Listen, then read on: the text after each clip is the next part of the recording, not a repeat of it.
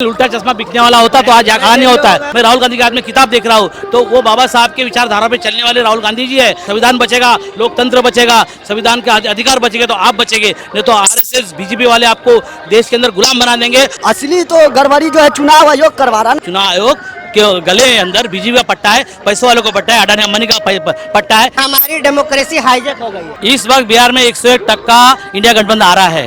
नमस्कार, आप देख रहे हैं उल्टा चश्मा यूसी और मैं सलोनी चौहान। इस वक्त मैं मौजूद हूँ राजधानी पटना के गांधी मैदान में। यहाँ जब मैं घूम रही थी इसी दौरान मुझे एक शख्स नजर आए जो same to same ditto Bhimrao Ambedkar ji के गेटअप में नजर आए। तो उनसे हम बात करेंगे और उन्होंने हाथ में संविधान का एक पूरा किताब ले रखा है, तो इनसे जानते हैं आपने ये पूरा गेटअप लेने का आइडिया क्यों सोचा? बाबा साहब ने कहा था कि मैं आपको पढ़ाने की शिक्षा दे रहा हूँ, आप कोट टाई में घूमो और आपका मान सम्मान बढ़ाओ।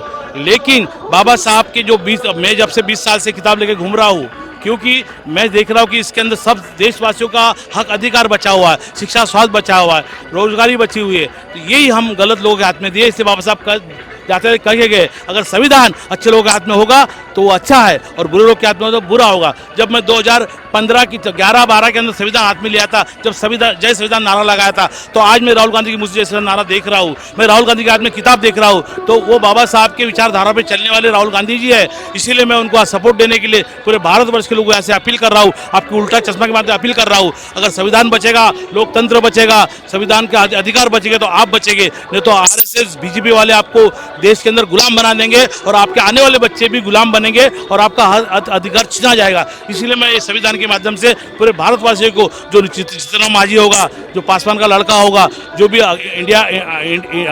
एनडीए में काम करने वाले विपक्षी दल होंगे, मैं उनको कहना चाहता हूँ अगर आपको भारत से प्यार है, लोकतंत्र से प्यार है, बाबा साहब संविधान से प्यार है, तो आपको एकजुट होना होगा और एनडीए को छोड़ना होगा और इंडिया में आना होगा। ये मैं यहाँ से अपील करता हूँ। आरएसएस और बीजेपी मतलब किस तरह संविधान को खत्म कर रही है, थोड़ा बताइए। देखो, मैं 2011 के अंदर मैं 2011 से मैं घूम रहा हूँ अन्ना हजारे को भगाने के लिए। क्यों? अन्ना हजारे कह रहा था कि हमारे लोकतंत्र के ऊपर लोकपाल आना चाहिए, संविधान के ऊपर लोकपाल नहीं आ सकता, ये गलत है। और इसलिए मैं अन्ना हजारे को भगाने के लिए 14 दिन वास्ते अनशन किया, हाथ के अंदर किताब लिया और जय संविधान का नारा लगाया। और आज अन्ना हजारे सो गया, अभी बीजेपी सरकार आ जाएगी। 2011 के बाद 12 के बाद मैं घूमने लगा।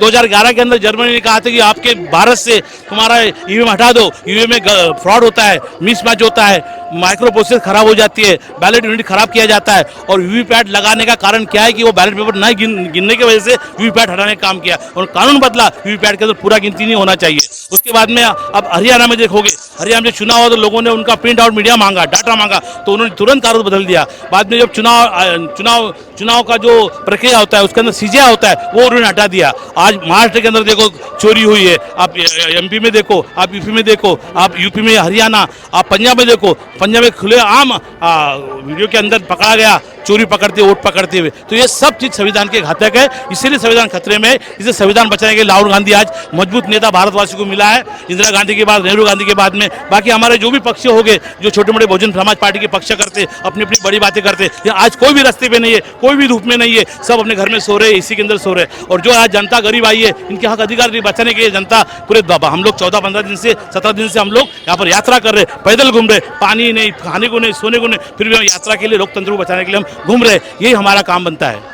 ये जो आप कह रहे हैं कि चुनाव आयोग से डिटेल वगैरह मांगी गई, फुटेज मांगा गया, वीडियोस मांगा गया, तो उसमें चुनाव आयोग का कहना है कि अगर हम वीडियो देते हैं, फोटो देते हैं तो लोगों की प्राइवेसी खत्म हो जाती है। क्या चाहते हैं आप? माँ बहनों की प्राइवेसी खत्म कर दें। दिवाले के अंदर तुम महिलाओं का अत्याचार कर रहे हो, महिलाओं का नुकसान कर रहे हो, रेप कर रहे हो। तुम्हारा रेवन्ना रेड्डी, तुम्हारा जो भी था, तुम्हारा 260 लोग, रेवंत तमन्ना ने 260, उसके साथ तुम फोटो निकाल रहे हो और तुम महिलाओं की बात कर रहे हो। तुम झूठे हो, छल कपट है, तुम्हारे मुख के अंदर महिला के विरोध में कुछ भी प्यार नहीं है, तुम गलत बोल रहे हो, तुमको देना ही नहीं है। क्योंकि देखो, चुनाव आयोग के पास में देने के लिए कुछ भी नहीं है, वो सब फ्रॉड है। उसके बाद में कोई डाटा नहीं है, वो 45 डेज के अंदर डाटा को खलास कर देता है। लेकिन आज के ज़माने में एक वोट करने के लिए 2 मिनट लगते हैं। 2 मिनट के अंदर इन्होंने कहाँ से 11,00,000 वोट लाए, कहाँ से 50,000 लाख वोट लाए, कहाँ से 2 मिनट के अंदर इन्होंने इतना वोट कराया। इसका मतलब ये वोट के यादी के अंदर वोटों के अंदर चोरी करते और मिसमैच करते, माइक्रोपोस्ट के अंदर वोट को बढ़ा के जिता के देते। ये इनका देशद्रोह है। ये चुनाव आयोग को बर्खास्त करना चाहिए और चुनाव आयोग को अभी से मैं विनती करता हूँ, अगर इसके बाद चुनाव आयोग समाज से गद्दारी, देश से गद्दारी करता है तो उसके ऊपर में मोर्चा निकालूंगा और चुनाव आयोग बर्खास्त करने की मैं ऐसी मांग करता हूँ। लेकिन चुनाव आयोग तो निष्पक्ष संस्था है। निष्पक्ष संस्था होती तो ये चुनाव होती तो ये बदलते नहीं ना कानून। क्यों बदला इन्होंने? क्यों चुनाव आयोग से, निवडणूक आयोग से अपने सीजा को निकाल दिया? क्यों उन्होंने डाटा वाटा देने का कानून बनाया? क्यों उन्होंने अभी जो 27 हजार तुम्हारे यादव जी ने उनको डेफिनेट दिया था, उसका एक जवाब दिया नहीं। हमारे साथी कार्यकर्ता है एमबी जो रामा साहब है, उन्होंने लेटर दिया कि तुमने 70-80 हजार वोटों के अंदर लोकसभा के अंदर मिसमैच करके वोट जीते हैं। उन्होंने लेटर दिया, उसे नोटिस दिया, उनको भी जवाब दिया नहीं। इसका मतलब चुनाव आयोग के गले अंदर बीजेपी का पट्टा है, पैसों वालों को पट्टा है, अडानी अंबानी का पट्टा है, इसलिए देशवासियों को गुमराह कर रहा है। इसलिए चुनाव आयोग निष्पक्ष हो ही सकता नहीं। अगर वो नहीं, उन्होंने मेरे से 1 to 1 मेरे से बात करे, मैं चुनाव आयोग को यूँ उल्टा कर दूंगा। जिस तरह बिहार में वोट चोरी का मुद्दा उठाया जा रहा है और ये कहा जा रहा है कि बिहार में जो वोटर लिस्ट है उससे बहुत सारे वोटर्स के नाम काट दिए गए हैं, तो इसको और संविधान को जोड़ के आप कैसे देखते हैं? अरे संविधान ने अधिकार तो दिया है ना वोटों का करने का, और ये चोरी कर रहे हैं, तो ये तो संविधान की हत्या हो रही है। ये तो देश का सत्यानाश हो रहा है। ये तो गरीबों का शोषण हो रहा है। इस गरीबों का खून चूस रहे हैं। ये तो ये SIR का मतलब क्या है? CAA लाने का मतलब क्या है? कि CAA का मतलब क्या है? बिहार के अंदर जो 65 वोट उन्होंने कट कर दिया, इसका मतलब उनके वोट जो हमारे SC ST OBC समाज के लोग वोट देते वो काट दिया। वो काट SIR ये गलत है, इलीगल है। ये चुनाव आयोग का काम नहीं है, ये CAA SIR ये गृह मंत्रालय का काम है। तो ये गलत बात है SIR के अंदर करके, ये मैं इसका निषेध करता हूँ। SIR नहीं होना चाहिए। जो हमारे 2020 के अंदर जीत के आए थे वही वोट के ऊपर आज जीत के आए, और तुम ही हमारे सामने तुम ही बेनकाब हो चुके। 2020 का लिस्ट पकड़ो और 2025 का लिस्ट पकड़ो, दोनों में अंतर क्यों है? इसका मतलब 2024 में हमने उनको वोट दिया था और जीत के आए थे, और आज वो हमारे गुलाम है, वो हमारे नौकर है, वो हमारा अधिकार छीनना चाहते। हम उनको बर्खास्त करना चाहते। अभी 2020 का चुनाव रद्द करो और आप भी रद्द हो जाओ, हम नया चुनाव लड़ेंगे। बिहार में जो अभी वोटर को चर्चा चल रहा है, जो शुरू से वोट गिराते लोग आ रहे हैं, लेकिन मोदी समझ गया है, बीजेपी के लोग समझ गया है हम वोट जीतने वाले नहीं हैं, क्योंकि यहाँ 80, 85, 90% लोग महागठबंधन के वोटर है और 10-5% लोग बीजेपी के वोटर है। आप महाराष्ट्र उठाकर देख लीजिए, जब MP चुनाव हुआ था वहाँ हार गया था बीजेपी। जब विधानसभा चुनाव हुआ बहुत भारी वोट से बीजेपी जीता, वो क्योंकि उनको दो शस्त्र है उनको पास में, एक पहला EVM है और दूसरा बीजेपी के लोग क्या करते हैं, एक घर में 200, 400, 500 वोटर बनाते हैं और वोटर दूसरे राज्य से, जिला से लाकर वोट बनाकर और वो गिरवाने काम करते हैं, क्योंकि उनको पास में शासन है, प्रशासन है, मीडिया है और उनको जो चुनाव आयोग उनको पक्ष में है। चुनाव आयोग अच्छा, आपको क्या लगता है बिहार के लिए कौन सही है? बिहार में कौन आना चाहिए? इस वक्त बिहार में 101% इंडिया गठबंधन आ रहा है। क्यों? क्योंकि उनका जो काम है, जब 2.5 साल के लिए तुम्हारा लालू का लड़का बैठा था इलेक्शन में, 2.5 साल में उन्होंने बहुत लोगों को नौकरियां भरी गई, स्कूल कॉलेज में कुछ फायदे करवा के दिया, और लोगों के फायदे में बिहार, लालू यादव भी बहुत साल अपने सरकार में रहे, तो उन्होंने बिहार के लोग अच्छा काम किया। और लालू यादव बोल रहा है कि मुझे बिहार का संविधान का इसका रक्षा करो, संविधान हमें तुम्हारा अलग से हमें संविधान के लागू करो बिहार के अंदर, वो लागू करेगा। इसलिए आके जो बिहारी लोग हैं, जो पलायन कर रहे हो, गरीब है, जो यूपी बिहार से बाहर काम करने जाते हैं, उनको रोकने के लिए यहाँ कारखाने बनाएंगे, यहाँ पर स्कूल कॉलेज बनाएंगे, यूनिवर्सिटी बनाएंगे। ऐसा मैं उनको लेटर दिया हो बिहार के इंडिया गठबंधन को और राहुल गांधी को दिया हो। और बिहार के लोगों को पलायन नहीं होना चाहिए, लोग रुकना चाहिए।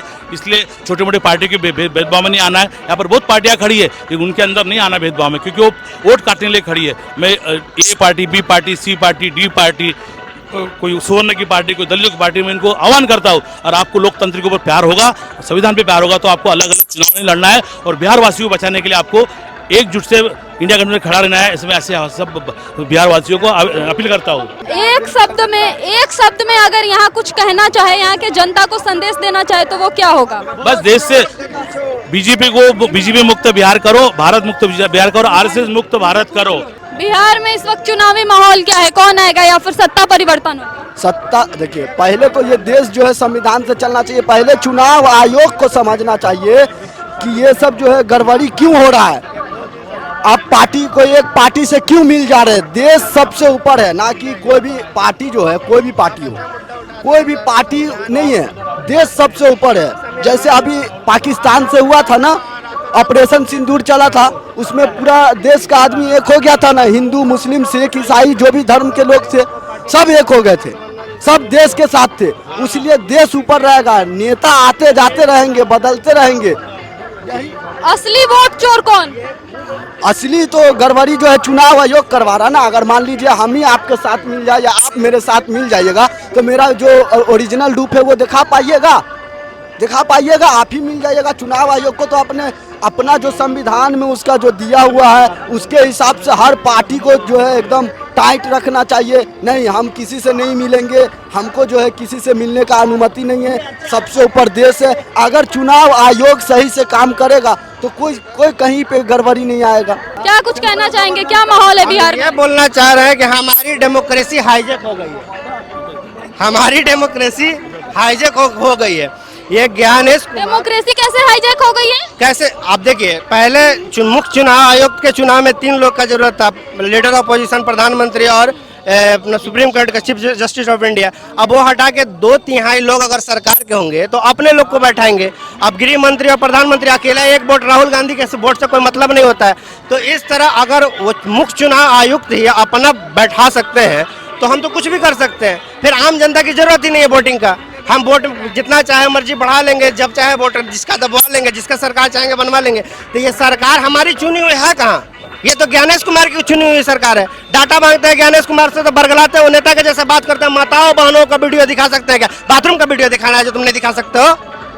वोट देने हम कपड़ा पहन के जाते हैं ना। SIR बिहार में कराया गया, आधा से ज्यादा बिहारी तो बाहर है, काम कर रहा है। फिर तुम साइन किससे करवा लिए? ज्ञानेश कुमार साइन किससे करवा लिए? आधा से ज्यादा बिहारी तो पेट पालने के लिए, रोजगार के लिए बाहर है। वोटर लिस्ट में आपका नाम है क्या? वोटर लिस्ट में आपका नाम है मेरा नाम। आपके आसपास या परिवार में किसी का नाम कटा है? देखिए, ये उजागर कब होगा? ये लोग खोलता कब है? कब पता चलता है? जब पीछे से 20 महीना इलेक्शन बीत जाता है। राहुल गांधी जैसे लोग का टीम जब पता करता है तो एक कॉन्स्टिट्यूशन का पता कर पाता है। अब हम हमारी आम जनता से सोचती है हम RTI फाइल करेंगे। ये जो पूरा डाटा पे कुंडली मान के बैठे हुए ज्ञानेश कुमार, उनसे हम डाटा निकलवा पाएंगे? जो बोलते हैं 45 दिन में डिस्ट्रॉय कर देंगे। काहे के लिए CCTV कैमरा लगाया जाता है जब 45 दिन में डिस्ट्रॉय करना है? और क्या मनसा है जो तुम दिखा नहीं रहे हो? अगर चोरी नहीं करवाओ तो दिखाओ। अभी नया डाटा आया है। अच्छा चलिए नया डाटा आया है कि चुनाव आयोग के पास 7,000 रुपए के अंदर ओनली 7,000 की उम्र, इतना बड़ा लिस्ट आया है कि आप 10 साल का डाटा उसके अंदर सेव कर सकते हैं। लेकिन ये 7,000 भी खर्चा नहीं कर पा रहे।